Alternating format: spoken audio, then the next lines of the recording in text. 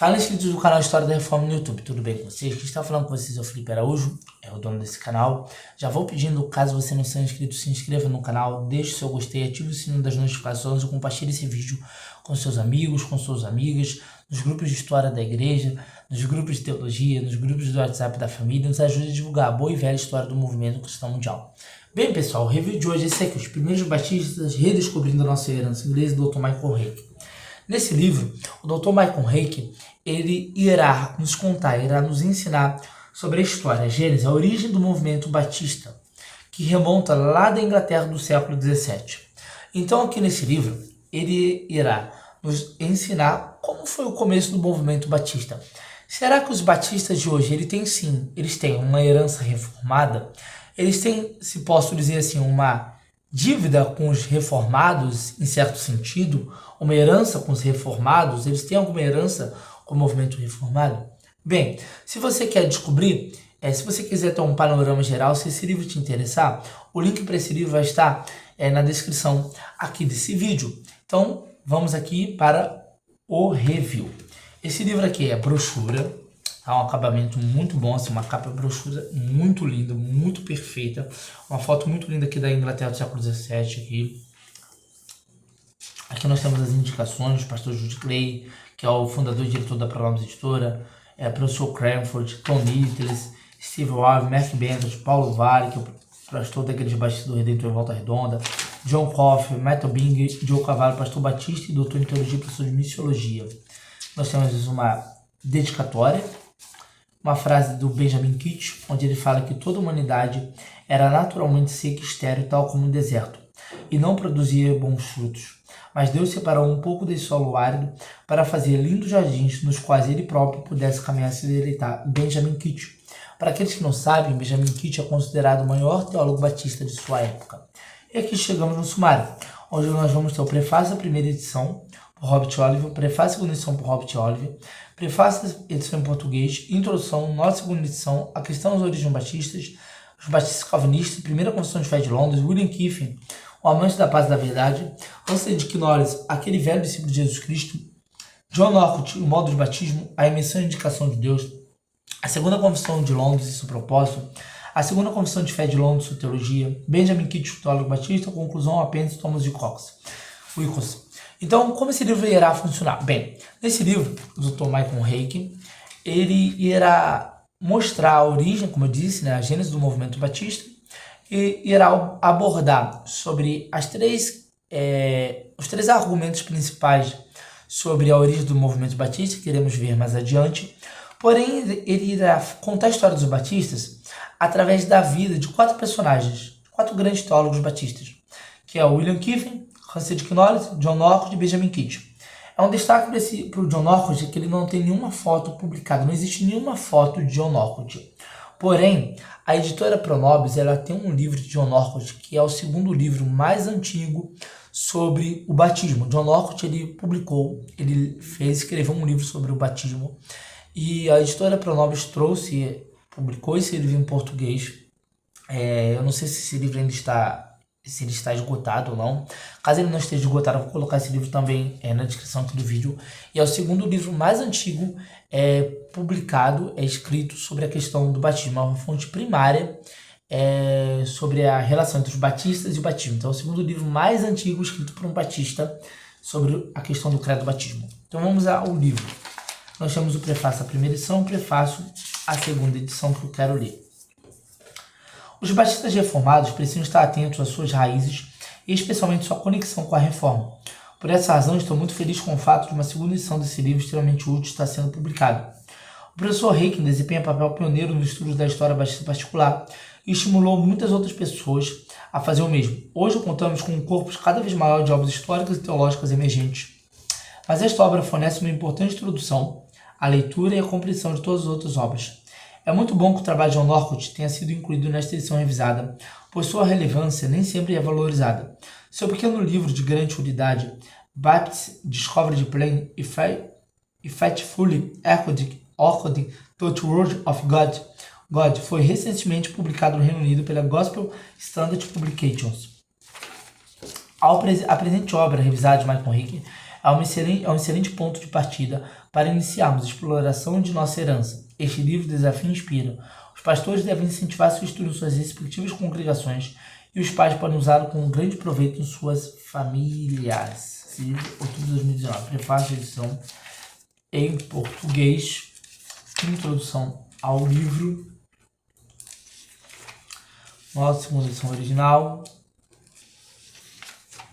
A questão dos origens batistas. Então, aqui, nesse livro, nós vamos, no primeiro capítulo, o Dr. Michael Heiken, ele vai nos ensinar que existem 3 argumentos para a origem dos batistas. O primeiro argumento é os batistas em igrejas sucessionistas. O sucessionismo batista defende que existe uma sucessão orgânica de igrejas batistas, que desde João Batista até os dias de hoje, ou desde o dia de Pentecostes até o dia de hoje, existiam grupos, movimentos, que podemos identificar com algum traço, com alguma teologia referente aos batistas. Então, por exemplo, os albigenses, os paulicianos e valdensianos, podemos dizer que eles têm traços que remontam aos batistas. Então, através desses traços, podemos dizer que os batistas sempre existiram através dos paulicianos, albigenses e valdensianos. Então, o argumento do sucessionismo é que foi um argumento muito divulgado no Brasil através do livro Rastro de Sangue, escrito pelo Carroll em 1931, se não me falha a memória. Em 1931, tá aqui, ó, Rastro de Sangue, escrito pelo Carroll em 1931. Foi muito difundido no Brasil, principalmente no século passado, no século XX. Ele mostra que sempre existiram batistas, mesmo que em outros grupos, nesses outros grupos sempre existiram igrejas batistas. E temos também o argumento dos batistas em igrejas anabatistas, que os batistas eles foram totalmente influenciados pelo movimento anabatista. Que os batistas eles vieram, se eu posso dizer assim, ou foram totalmente influenciados pelo movimento anabatista. Quer dizer, o movimento anabatista ele desempenhou o papel principal, o papel fundamental para a origem do movimento batista. E o terceiro argumento, que eu acho que é o argumento mais plausível, é o argumento do movimento dos puritanos separatistas, que falam que os batistas eles vieram do movimento puritano, do movimento separatista inglês, do movimento puritano separatista, que é um argumento que eu acho válido, que eu acho que tem mais base histórica, entende? Então aqui nós temos aqui toda uma defesa onde o Michael Heiken vai mostrar quais são as principais teorias, né? Vai mostrar aqui o principal argumento sobre o sucessionismo, o principal argumento dos batistas ingleses e anabatistas, vai mostrar as raízes do movimento, os puritanos separatistas, o principal argumento a qual as pessoas dizem porque os batistas vieram do movimento puritano. Vai falar também sobre os batistas gerais. Por quê?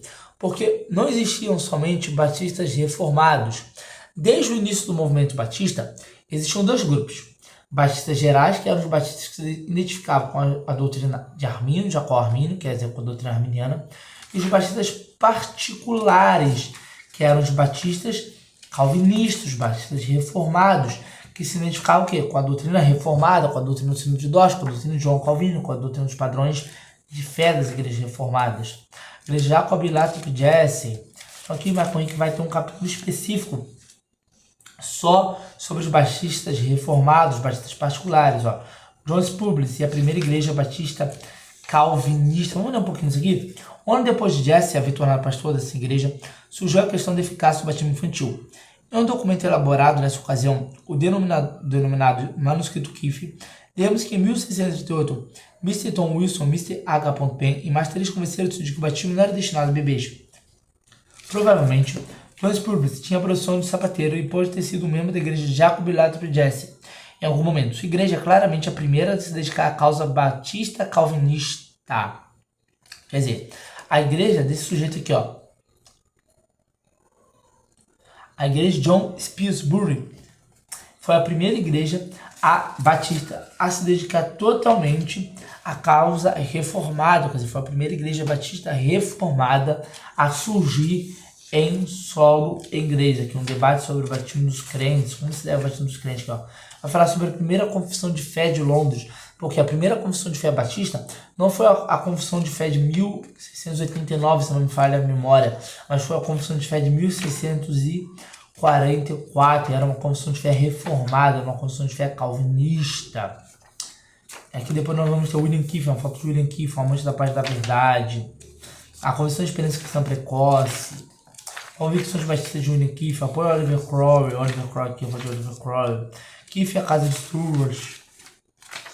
Keefe a Questão da Comunhão Fechada. William Keefe III. Anos finais, a vida final de William Keefe e sua morte. Bud Fusion. William Keefe foi sepultado com os Knowles de John Bonner. Só o túmulo de John Bonner é identificável hoje, quer dizer, os túmulos de William Keefe, Hans Knowles e Hans Knowles, e esse bobear até de muitos outros irmãos e irmãs nossos na fé não são identificados ainda. Só o John Bunyan, ele é identificado hoje. Hans Knowles, aquele velho discípulo de Jesus Cristo, Knowles e Sekes. Knowles é a cura física. John Locke, modo de batismo, a imersão e indicação de Deus. Então, assim, John Locke, ele é um autor, a qual o Pronovis publicou um livro dele, um livro sobre o batismo muito bom mesmo. Se não me falha a memória, está disponível também no The Pilgrim, esse livro, também no Kindle Limited. E ele tem um tratado sobre o batismo, que é um tratado sobre o batismo muito impressionante, maravilhoso. Aqui, ó, vai até falar um pouco sobre esse tratado sobre o batismo, vamos ler. No século XVII, o cenário eclesiástico britânico testemunhou uma série de grupos cristãos alegando que haviam recuperado o modelo do Novo Testamento contra a natureza da igreja, de seus ditos anglicanos, presbiterianos, independentes ou congregacionalistas, batistas, quakers, mugletonianos, para nomear pelos mais proeminentes. De todos esses grupos, apenas os batistas batizavam os crentes e apenas os batistas empregavam o modo de missão, apesar das críticas já referidas. De uma forma que não nos causa surpresa, a defesa de sua posição sobre o tema está presente em uma grande quantidade de panfletos e tratados. William Barkeney calcula que esse número ultrapassa mais 100. Ao examinar a defesa que os batistas faziam do modo de missão, este capítulo se concentra em especial naquele que provavelmente foi o mais popular desses textos, que é o Baptist Discovery Plan e Frankfurt Architecture Word of God, 1662, de autoria de John Norcott. Quando Norcott escreveu essa obra, estava servindo como segundo pastor da igreja batista particular em Wapping, Londres. Essa congregação era a mais antiga congregação batista particular nas Ilhas Britânicas, tendo sido plantada na década de 1630, como já observado no capítulo 2, quando seu primeiro pastor John Spilsbury chegou para elucidar as convicções batistas.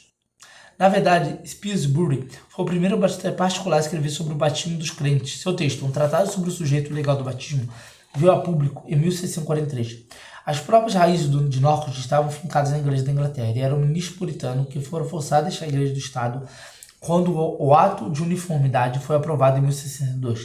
Tornou-se pastor da congregação Wapping por volta de 1670. Benjamin Kitt, que pregou o sermão fúnebre de Norcott, o chamou de um pregador doce e eleito.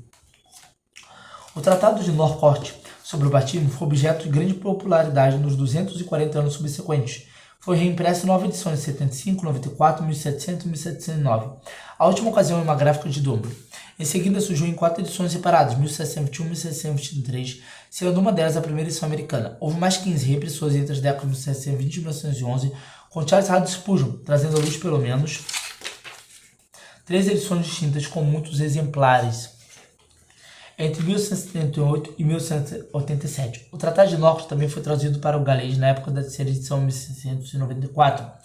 A edição usada na convicção deste capítulo no final do século XIX, houve uma segunda edição galesa. No final do século XIX, houve uma segunda edição galesa, e algumas traduções para os idiomas alemão, turco, armênio, espanhol e búlgaro. Contando com 56 páginas, essa contagem corresponde ao número de páginas de terceira edição. O Tratado de Norcott estabelece a posição batista padrão do século XVII sobre o tema batismo dos crentes, o modo correto de administrar a permissão e seu significado, principalmente a identificação com Cristo em sua morte, seu sepultamento e sua ressurreição. Vale ressaltar que em nenhum momento Norcott discute a questão sobre quem pode aplicar adequadamente o batismo, algo que incomodou alguns teólogos do século XVII, como John Smith e Rod Williams. Partindo dos exemplos de Paulo a batizar os Coríntios, Crispo, Gai, Stefanas, 1 Coríntios 1, 14, 15, de Filipe, batizando de tipo 38, Norcott afirma que aquele que é chamado para ser pregador não precisa de nenhum chamado para batizar, uma vez que o batismo faz parte do seu ofício de pregação. Norcott também busca demonstrar porque o batismo do Espírito não é um substituto para o batismo na água. A posição adotada pelos quakers é porque o batismo dos infantes não é bíblico. Quer dizer, é um livro sem igual. Se você é batista e acredita no credo do batismo, você precisa ler esse livro. Legado de Northcote, Segunda Confissão de Fé de Londres, Constituição de 1689, Perseguição, Hipercalvinismo, A Ameaça dos Quakers, Edição doutrinária de Thomas Cole, que é o John Bunyan, Publicação da Confissão, seja lá sua teologia, uma visão elevada das Escrituras. Quer dizer, a Confissão de Fé de Londres, ela tem uma herança reformada, ela tem uma visão elevada das Escrituras, da soberania de Deus. É uma confissão reformada, uma confissão calvinista, conservadora, então tem sim, uma visão elevada de Deus. Vamos andar aqui um pouquinho aqui, vamos chegar aqui em Benjamin Kitt, o maior teólogo batista de sua época. Benjamin Kitt, teólogo batista, foto dele aqui, primeiros anos de Benjamin Kitt. Dois para Londres, visão calvinista sobre a salvação de Kitt. Controvérsia do hino canto. Benjamin Kitt, ele foi o primeiro, se não me engano, a introduzir o canto congregacional nas igrejas. Ele que introduziu, então, o canto congregacional na igreja. Então, se a sua igreja hoje canta o cântico congregacional de forma congregacional, agradeça a esse batista chamado Benjamin Kitt. Conclusão, uma herança confessional, uma herança congregacional, uma herança reformada, porque os batistas, sim, têm uma herança reformada. Seja você um batista arminiano, da Convenção Batista Brasileira, da Convenção Batista Nacional, você, sim, tem, em certo sentido, uma herança reformada. Seja você também da Convenção Batista Brasileira Reformada, do meu amigo e pastor querido Daniel Dides, um abraço aí para você, pastor Daniel Dides, também para o pastor William Orlando, pastor Marcos Paixão, caso vocês vejam esse vídeo, Deus abençoe vocês e o ministério de vocês. Um abraço para vocês. Então, vocês, independente da conversão que vocês sejam, vocês têm sim uma herança reformada, têm em certo sentido uma dívida com esses grandes homens de Deus que foram Benjamin Kitt, Hans Dick Norris, William Keith e John Northcote. Quero dar uma notícia também para os irmãos e para as irmãs. Breve, estarei gravando uma live com o pastor Daniel Dides sobre esses dois livros aqui, que são os primeiros batistas. Será a primeira live que eu e o pastor Daniel Dides iremos gravar. E mais para frente, depois da primeira live, eu e o pastor Daniel Dides iremos gravar uma live sobre os batistas e o resgate da tradição cristã em direção à cultura cidade batista. Então, que Deus abençoe, obrigado por você ter ficado até aqui e compartilhe esse vídeo com seus irmãos e irmãs da fé. Deus abençoe e forte abraço para os meus irmãos batistas da Convenção Batista Reformada do Brasil. Deus abençoe vocês.